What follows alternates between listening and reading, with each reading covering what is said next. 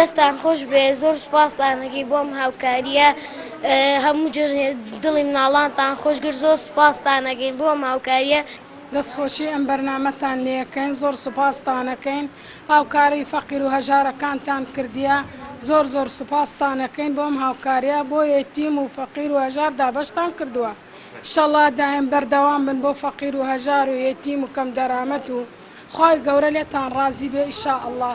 بسم الله الرحمن الرحیم. لە درێژەی کار و چالاکیەکانی ڕێکخراوی سۆس سپاس بەخوا ئەم جەژنە توانیمان بڕێکی زۆر کەلوپەل دابینکەن بۆ مناڵە نازارەکان کە زیاد لە 100 منداڵی نازارمان پۆشتە کردو و دڵی ئەوانمان خۆش کرد. سپاس بەخوای گەورە و پاشان بۆ مسلمانان داواکارم لە خوای گەورە ڕزق و ڕۆزیان زیاد کە هەمیشە وایان لێ بکات کە هاوکاری ڕێکخراوەکەی ئێمە بکەن لە شاری کەلار و دەوروبەری ئەوە ئێستا هاتوون بۆ شاری کفری بتوانین پێداویستی ئەو مناڵانەی کە دوورن لە ئێمەوە لە شارۆ الحەمدا توانیمان پێداویستیەکانی ئەو مناڵانەیش دابین بکەین بۆ جەژن و دڵیان خۆش بکەین. سپاس بەخوا.